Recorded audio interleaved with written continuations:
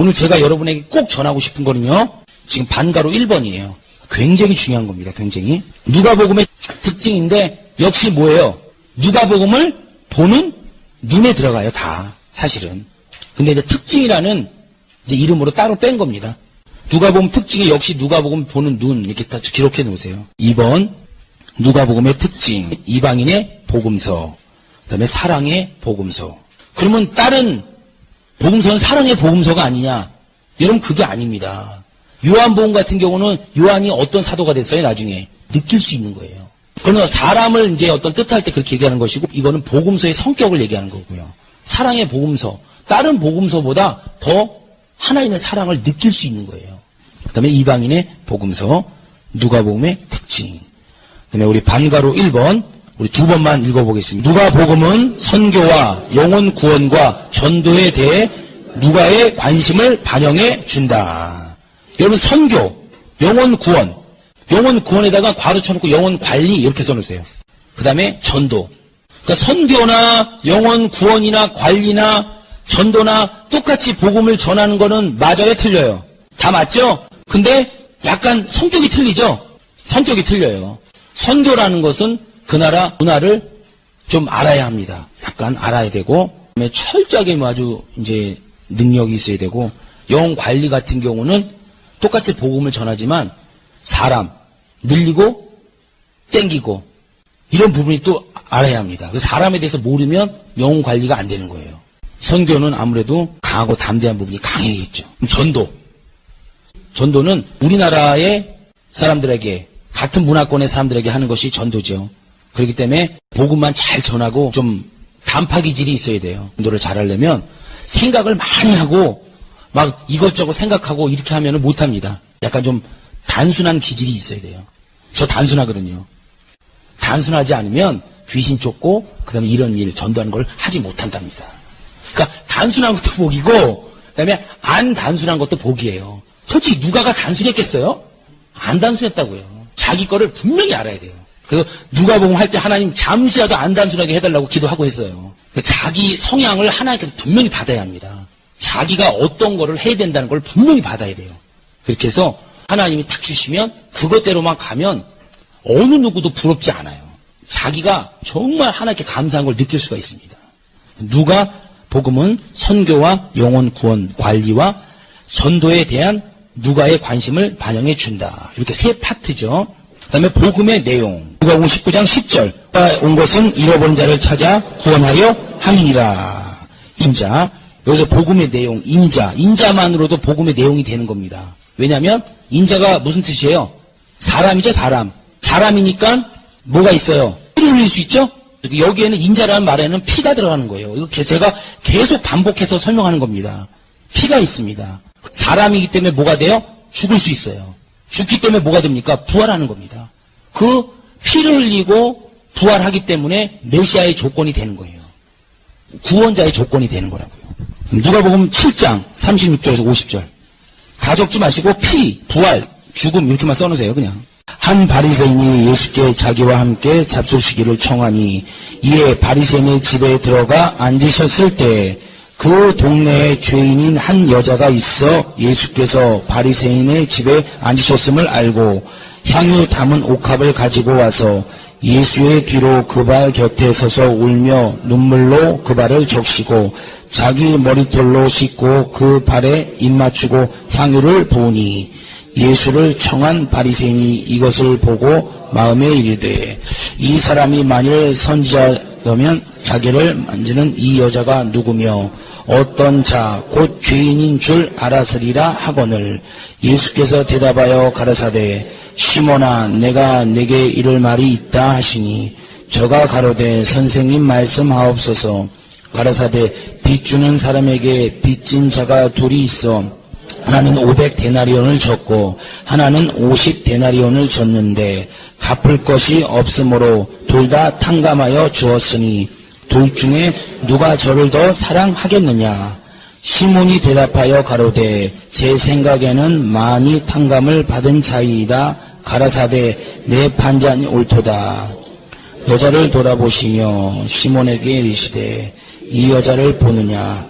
내가 내 집에 들어오매 너는 내게 발 씻을 물도 주지 아니하였으되 이 여자는 눈물로 내 발을 적시고 그 머리털로 씻었으며 너는 내게 입맞추지 아니하였으되 저는 내가 들어올 때에 내 발에 입맞추기를 그치지 아니하였으며 너는 내 머리에 감람유도 붓지 아니하였으되 저는 향유를 내 발에 부었느니라. 이러므로 내가 내게 말하노니 저의 많은 죄가 사하여졌도다. 이는 저의 사랑함이 많음이라. 사함을 받은 일이 적은 자는 적게 사랑하느니라. 이에 여자에게 이르시되 내 죄사함을 얻었느니라 하시니 함께 앉은 자들이 속으로 말하되 이가 누구이기에 죄도 사하는가. 예수께서 여자에게 이르시되 내 믿음이 너를 구원하였으니 평안히 가라. 여러분 한마디로 하면 죄 500데나리온과 50데나리온 누가 탕감받은 사람이 더 사랑하겠느냐 이렇게 물어보는 거죠. 그러면서 이 복음의 내용이 뭐냐면 용서라는 거예요. 그러니까 여러분 옆 사람 보세요. 죽일 리은 혹시 있어요? 용서하세요. 그리고 용서가 안 되면 기도하시면 돼요. 안 돼. 저도 그랬다니까요. 진짜 3년간 용서 못하는 사람이 있었어요. 저같이 털털한 사람이 3년간 용서가 안 되는 사람이 있었어요. 근데 하나님이 진짜 계시하더라니까요. 그것도 용납이 안 되는 거예요. 무조건 용서하는 겁니다. 하려고 노력해야 되는 겁니다. 막 가슴에서 부글부글 끓고 그게 3년 가더라니까요. 근데 해야 돼요. 그게 바로 복음의 내용입니다. 그 다음에 복음의 자세. 누가복음 10장에 나오는 3가지 비유예요. 이 복음의 자세가. 3가지 말씀인데 첫째는 70인 제사를 파송하는 얘기가 나옵니다. 두 번째는 사실은 선한 사마리아인이 아니고 어떤 사마리아인이에요. 선한 사마리아인이라는 말이 안 나와요. 근데 선한 사마리아인 그냥 쓰세요. 바꾸면 또 이단이라 그러니까. 그 다음에 세 번째는 마르다와 마리아 비유입니다. 근데 이게 오늘날 우리에게 복음의 자세를 내포하고 있다는 거예요. 다는 설명 못합니다. 나중에 2학기 때 설명할 거예요. 그 다음에 70인 제자 파송 10장 4절 한번 보세요. 전대나 주머니나 신을 가지지 말며 길에서 아무에게도 문항하지 말며. 이거는 이제 70인 제자를 파송하는데 이제 전도하러 나가는 거예요. 근데 예수님이 비인격자입니까? 비인격자 아니잖아요. 근데 아무에게도 문항하지 말고 인사하지도 말라는 거예요. 이거는 그 나라 문화를 좀 알아야 합니다. 유대인의 문화는 길거리에서 사람들을 만나면요 아주 인사가 요란하답니다. 그래서 제가 적어왔어요. 어디서 옵니까? 어디로 갑니까? 이름이 뭡니까? 왜 그렇게 이름을 지었습니까? 당신은 누구의 몇 대 후손입니까? 그 다음에 애들은 몇 명입니까? 친정 식구들은 몇 명입니까? 원수는 누구입니까? 이렇게 물어본대요. 그래갖고 지금 이 한 가지도 답변해주면 시간이 많잖아요. 여기에서 예수님이 말하는 건 뭐냐면 시간 낭비하지 말라는 뜻이 내포가 되어 있는 거예요. 이것만 보면 우리나라 문화로 보면은 인사하지도 말고 그냥 예수만 전해야 되잖아요. 인사하면 인사하지 마 이렇게 되는 거 아니에요. 우리나라 문화로 보면. 인사가 아주 잘 돼 있는 문화 우리나라인데. 근데 유대인의 문화가 그렇다는 거예요. 그래서 그 문화를 설명하기 위해서 이렇게 적어 놓은 겁니다. 근데 여기에서 내포되고 있는 하나님이 우리에게 말씀하시는 건 뭐냐면 시간 낭비. 즉시 급하다. 4개의 복음서 중에서 즉시라는 말이 제일 많이 나와 있는 데가 바로 마가복음이라고 그랬습니다. 왜? 복음 전도에 대해서 써있는 그런 복음서기 때문에 그렇습니다. 여기도 마찬가지예요. 하나님이 우리에게 시간을 낭비하지 말라고 이렇게 복음을 전하는 그런 어떤 그 자세에 대해서 이렇게 써놓은 거예요. 시간을 낭비하지 마시기 바랍니다. 그다음에 선한 사마리아인. 어느 사람이 강도를 만나서 고반 죽게 돼 있었어요. 근데 한마디로 얘기하면 목사님도 그냥 지나가고 제사장도 지나가고 레위인도 지나가고 그를 돌봐줍니까? 사마리아인. 이 당시 사마리아는 인간적인 대우를 받아요? 받지 못합니다. 왜냐하면 혼혈 족속이라 그래서 이스라엘 백성은 계속 순수혈통을 굉장히 중요하게 생각하는데 개 취급받습니다. 근데 이 사마리아인이 뭐라고 얘기해요? 기름과 포도주를 그 상처에 붓고 싸매고 짐승에 태워서 주막으로 데리고 가서 돌보아 주고 이튿날 데나리온 2를 내어 주막 주인에게 주며 가로되 이 사람을 돌보아 주라. 부비가 더 들면 내가 돌아와서 갚으리라 하였으니. 이렇게 써 있습니다. 여기서 내포하는 건 뭐냐면 오늘날 복음을 전하는 사람의 마음 자세를 얘기하는 건 뭐냐면 끝까지 그를 돌봐주라는 거예요. 끝까지. 아까 70인 제자 파송에서는 하나님의 복음 전하는 사람의 자세가 뭐라고요? 시간을 낭비하지 마라. 쓸데없이 그러니까 복음을 안 받아들이면 딱 나오라는 거예요. 길거리에서 하더라도 안 받아들이는 사람을 붙잡고 나 오늘 반드시 꺾어버리고 말 거야. 옛날에 제가 그랬어요. 제가 그걸 전도하잖아요. 그럼 그 사람이 버스를 타요. 그럼 버스 타고 계속 가는 거예요. 시간 동안. 그럼 나중에 얘기하려면 어디 와 있는지도 모르는 거예요. 그렇게 해서 그렇게 하지 말라는 겁니다. 안 받아들이는 사람. 나중에 그 사람이 징그러워갖고 교회 나오더라고요. 근데 그런 거 한 번쯤은 훈련도 괜찮을 것 같아요. 근데 그렇게 하지 마시고 시간 낭비하지 말라는 겁니다. 중요한 거예요. 이런 성경 안에 있는 이런 써있지는 않지만 예수님이 내포하는 말씀을 우리가 보석을 찾을 수 있어야 합니다. 시간 낭비하지 마라. 그 다음에 선한 사마리아인에서는 뭐라고요? 끝까지 책임져 줘라. 보살펴 줘라. 또 하나에 내포된 게 뭐냐면 너희가 개 취급하는 그 사마리아인이 하나님의 뜻대로 산다는 거예요. 다시 말해서 우리 주변에서 주변 사람들에게 인정을 받지 못하는 사람이 하나님이 더 그 사람을 쓸 수 있다는 겁니다. 그래서 절대 사람을 외모로 평가하면 돼요, 안 돼요? 절대 안 돼요. 여러분 그거 기도 많이 하셔야 합니다. 절대 사람을 외모로 평가하지 않고 하나님 똑같이 그 사람에게 더 잘 대할 수 있는 기도 많이 하셔야 돼요. 그 성도들 그 섭섭 귀신 들어가는 사람도 있죠? 기가 막히게 알아요. 저는 물론 아니라고 뻥치지만 사실 그 사람 얘기가 맞는 경우도 있거든요. 그거 기도 많이 하셔야 돼요. 그 다음에 10장이죠, 10장. 마르다와 마리아. 여기서 얘기하는 게 뭐예요? 한마디로 얘기하는 게. 여러분이 한번 생각하는 거 한번 얘기해 보세요. 마르다와 마리아에서 우리에게 아주 흔히 얘기하는 게. 이게 다 틀리죠? 근데 여기에서 전해지는 핵심이 있어요. 이런 부분은 사실은 제가 원어를 공부하라는 게 아니에요. 원어를 보면 더 자세히 알 수 있다는 거예요. 여기에 보면은 42절 한번 보세요. 그러나 몇 가지만 하든지 혹 한 가지만 이라도 족하니라. 마리아는 이 좋은 편을 택하였으니 빼앗기지 아니하리라. 이게 지금 이거 그대로 마리아는 말씀을 봅니다. 말씀을 먼저 알아야 되니까 그것도 틀린 말이 아니에요. 본문을 같이 보면은 어떤 해석으로 돼 있냐면 적어놓으세요. 마리아는 자기에게 온 은사 중에서 가장 좋은 은사를 선택했다라고 써 있어요. 그러니까 당연히 뺏겨요, 안 뺏겨요? 왜 안 뺏깁니까? 자기가 너무 좋아하는 거니까 오히려 그 좋아하는 것에 사람이 붙어오는 거예요. 그래서 더 풍성해지지 절대 뺏기지 않는 겁니다. 악한 영들에게 안 뺏기고 사람에게 촛대가 안 넘어가고. 다른 거 없어요. 내 은사가 뭐냐 고민할 필요 없습니다. 불 받아서 하나님 나에게 불 주시옵소서 그렇게 기도할 필요도 없어요. 지금 여러분이 좋아하는 거 하시면 그게 은사입니다. 가면서 이렇게 하나님 방향을 이렇게 틀어요. 더 확실하게 알 수 있도록. 그러니까 복음을 전하는 사람의 자세가 뭐예요? 자기 은사대로 쓰임받으라는 거예요. 70인 제자 파송. 거기서 메시지는 복음을 전하는 사람의 자세라는 관점에서 지금 제가 설명하는 겁니다. 그 관점에서 설명할 때 70인 제자 파송에서는 시간 낭비하지 마라. 그 다음에 선한 사마리아인은 끝까지 책임져 줘라. 그리고 너희가 생각했을 때 개 취급하는 사마리아인이 하나님의 뜻대로 더 살 수 있다는 거예요. 그 다음에 마르다와 마리아는 역시 복음을 전하는 사람의 자세로서 그런 관점에서 볼 때 제일 좋아하는 거, 은사대로 쓰임받으라는 거예요. 여러분 여기 계신 분들 있죠? 신학을 가다가 난 신학 가다가 이게 더 좋다 그러면요. 과감히 그만둬도 죄가 아니에요. 제발 부탁인데 그렇게 그것 때문에 막 가슴이 뭐 응어리가 지고 무슨 일만 생기면 그것 때문에 그런 거 아닌가? 이런 생각 좀 하지 마세요. 이거 하다 난 성가대가 더 좋다. 그럼 성가대 가는 거예요. 그 대신 성가대 가서 제가 얘기해요. 신학 뭐 휴학하고 이런 사람들한테 가는 건 좋다. 근데 신앙이 떨어지는 거는 잘못된 거다. 이렇게 얘기해요. 가서 신앙이 떨어지는 건 잘못된 거예요. 가서 신앙이 더 올라가야지. 하나님 옮겼으면. 때를 옮겼으면 그 사람이 더 기도 많이 하고 성령 충만해지죠. 옮기면 더 떨어지면 그거 누가 옮긴 거예요? 귀씨가 옮긴 거예요? 마씨가 옮긴 거예요. 하나님이 옮기게끔 해야 된다고. 하나님이. 중요합니다. 시간 낭비하지 마라. 끝까지 책임져 줘라. 그 다음에 은사대로 집중해라. 사울이 다윗에게 골리앗과 싸울 때 갑옷을 입죠? 근데 어떻게 돼요? 불편해요? 안 불편해요? 불편하니까 자기가 갖고 있는 뭐 가지고 와요? 물맷돌. 잘 좋아하는 거. 이거를 은사적인 입장에서 보면은 자기에게 맞는 게 있는 거예요. 갑옷 이런 거 거추장스러운 거예요. 갑옷을 딱 입으면 폼은 납니다. 근데 다윗은 그게 안 맞는 거예요.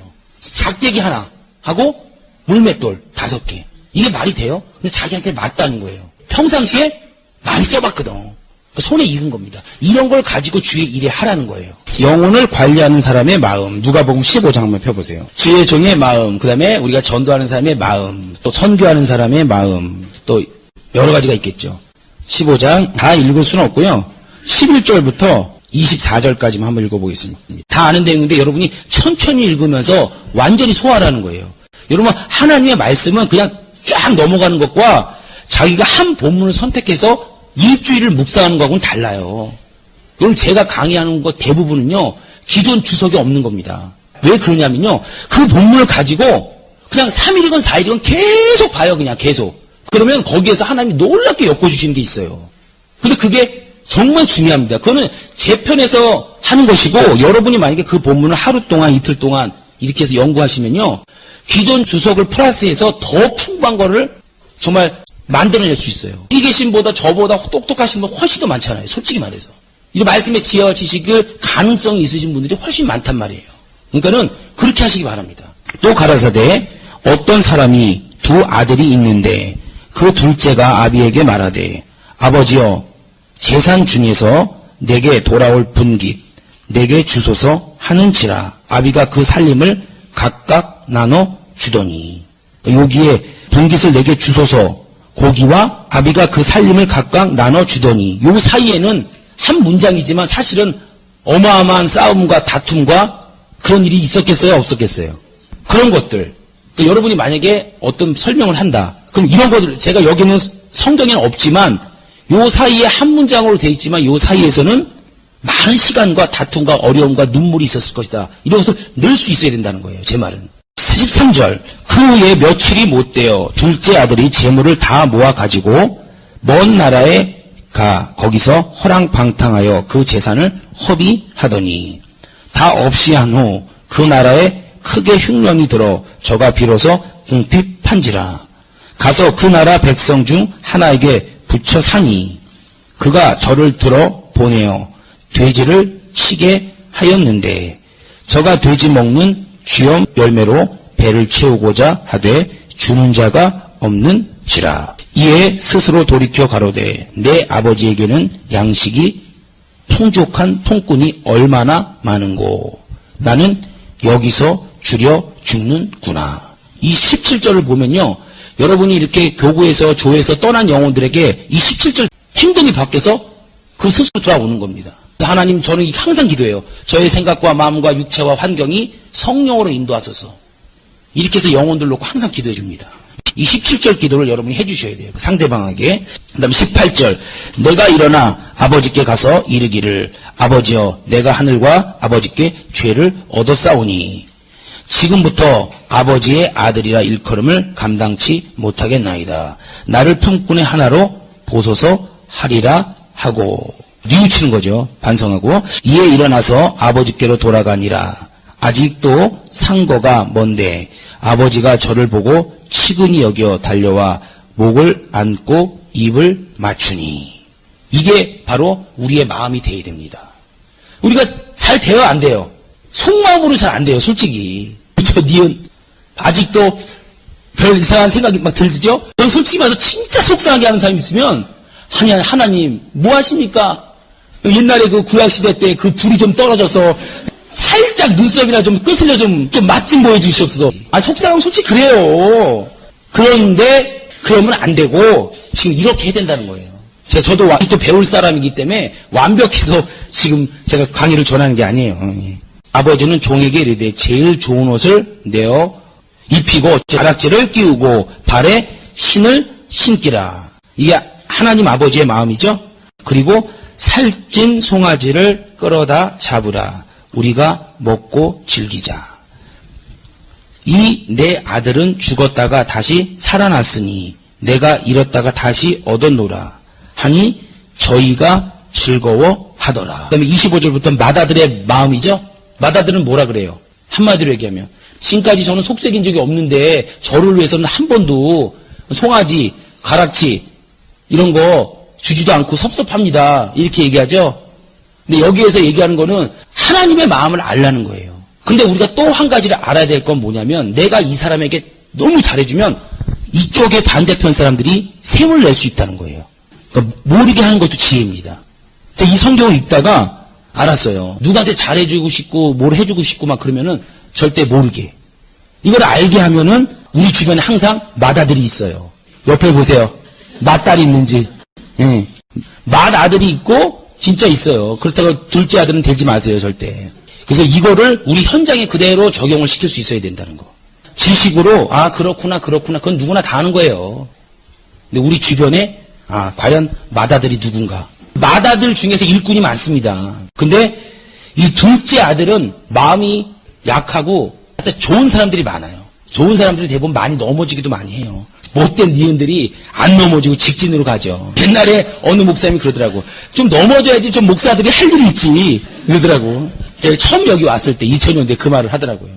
어쨌든 여기서 하나님의 마음을 꼭 아시기 바랍니다. 그래서 기도 제목 하나 생각이 났죠? 예, 17절. 그러니까 떠난 영혼들을 위해서는 이렇게 기도해 주시라는 거예요. 그러니까 성경을 넘어서지 마세요. 우리가 성경을 넘어서서 기도하고 성경을 넘어서서 일하기 때문에 하나님의 역사가 거의 없는 거예요. 성경에는 답이 다 있어요. 떠난 영혼에게 이렇게 기도해라. 이렇게 지금 제가 얘기하는 것처럼 명문화되어 있지는 않아요. 그 안에서 유추해내는 겁니다. 그래서 성령의 감동으로 성경을 읽으면 뭐 더 이상 끝 강의 들을 필요도 없어요. 17절처럼 기도해줘서 그가 예수를 만나서 풍성했을 때가 생각이 나게 해달라고 그런 기도를 해주셔야 됩니다. 그리고 그렇게 돌아오면 너무 기쁘잖아요. 이 기쁨도 맏아들이 있으면 감출 줄 알아야 된다는 거. 아셨죠? 그 다음에 그 밑에 보면은 전도에 대하여 비교해보자. 마가복음은 능력, 이적 이런 걸 통해서 이제 전도를 합니다. 그 다음에 요한복음은 성령에 대해서 얘기하고 또 요한복음은 독수리라고 비유했어요. 그래서 하나님의 입장에서 모든 것을 보는 그런 성경이에요. 그런 식으로 전도를 해갑니다. 그 다음에 요한의 신학이라고 얘기했죠. 그 다음에 누가복음은 지식, 그 다음에 어떤 설명을 잘하고 지식을 잘 전달하는 그런 식으로 전도를 해요. 그러니까 이번 주에도 작년에 저희 교회 12월 달인가 처음 나오신 분이 있어요. 근데 그때부터 지금까지 계속 나오는데 그분이 그러는 거예요. 주일날 와서 막 귀신 쫓고 이런 장면들을 딱 보는 거예요. 그 집안이 굉장히 좋아요. 집안 얘기하는 게 아니에요. 뭐 의사고 어디 뭐 박사고 막 그래요. 근데 그분이 제가 누가복음을 준비해서 그분을 유심하게 봤어요. 유심히. 근데 그분이 이번에 그러는 거예요. 저 성경 좀 교육 좀 시켜주세요. 그러는 거예요. 제가 화요일마다 요 밑에서 1시간에서 2시간씩 해요. 근데 그런 사람은 그런 걸 또 원해요. 참 신기한 거예요. 그래서 우리는 이 능력, 성령으로, 지식으로, 설명으로 이 복음을 전할 수 있는 방법을 다 갖고 있어야 됩니다. 다 하면 힘들면 만약에 하나라도 있어야 돼요. 이걸 다 갖고 있으면 당연히 하나님이 많은 영혼을 붙이는 거고요. 내가 한 가지만 있으면 덜 붙이더라도 전문적으로 갈 수 있는 거고요. 그래서 그분에게 제가 전하고 또 이번 주에 이제 금요일 날 만나서 또 합니다. 여러분 교회에서 모여라 그러면 안 모이죠? 여러분 직접 찾아가야 돼요.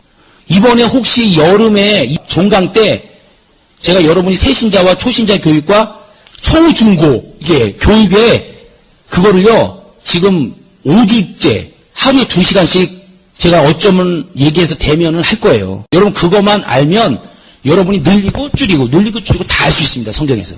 오전에 2시간, 1시간 반, 오후에 1시간 반. 오전에 1시간 이렇게 해서 하면 정말 여러분이 큰 유익이 될 겁니다. 제가 그거를 한 5-6번을 수정한 거거든요. 10년에 걸쳐서. 여기 마가복음 네모칸 보세요. 이거 중요한 거예요. 그리고 마가복음은 아까 뭘로 전도한다 그랬죠? 능력이죠? 그러니까 여기서 얘기하는 거니까 마가복음은 꼭 능력만이고 이런 게 아니에요. 항상 주로가 붙습니다. 그 다음에 베드로의 간증을 마가가 대필한 겁니다. 간증이에요, 간증. 간증의 효과에 대해서 여러분이 잘 아셔야 됩니다. 전도할 때는 간증이 좋아요, 안 좋아요? 굉장히 좋습니다. 그래서 자기에게 쇼킹한 간증이 있는 사람들은요, 하나님이 전도자를 쓸 확률이 많아요. 갑자기 다리가 부러졌다가 붙었다. 목이 부러졌다가 10cm 이탈했다가 목이 갑자기 붙었다. 이런 거 굉장히 좋습니다. 그 다음에 요한복음은 성령, 다시 말해서 영감. 우리 속 안에서 하나님이 막 우리에게 깨닫게 하는 거예요. 이런 생각으로, 영감으로. 이거는 요한의 신학입니다. 요한의 신학이에요. 그 다음에 누가복음은 자세히 설명하는 것으로 전도를 합니다. 주로. 근데 이거는 뭐라고요? 누가의 보고서. 보고서는 어떻게 보고서합니까? 지금 우리가 만약에 지금 어디 산행을 간다. 이제 임원들이 그 보고서를 꾸밀 거예요. 그럼 몇 월 며칠 며칠에 갑니다. 라고 요만한 종이에다가 윗사람한테 전해줘요? 이거는 무례한 거죠? 예를 들어서 보고서 양식을 육하원칙에서 하잖아요. 그와 같이 이 누가 복음은 누가의 보고서라는 거예요. 그래서 딱 원리, 원칙, 왜 썼나 이런 게 정확하게 나와 있어요. 근데 이것도 우리에게 전도하면서 필요하다는 거예요. 왜냐하면 사람은 다 틀리기 때문에. 어느 사람은요, 귀신 쫓는 거 총회장 목사님, 이번에 교구에서 목사님 CD 그거를 막 다시 편집하고 막 그렇게 해서 제 아는 동생이 그렇게 했단 말이에요. 이거 봐도 죽어도 안 믿어진대요. 따고 치는 보다 고스톱이래요. 아니, 어떻게 그렇게 안 믿어질 수가 있어요? 근데 그 사람은 분명히 기도하면 다른 방법을 하면 역사합니다. 그러니까 한 가지 칼라로 전도를 하려고 그러면은 놓치는 영혼들이 꽤 있을 수 있어요. 기도하면서 또 다른 걸 찾아보고 계속 해보고 이 방법도 해보고 저 방법도 해보고 하면 될 것 같습니다.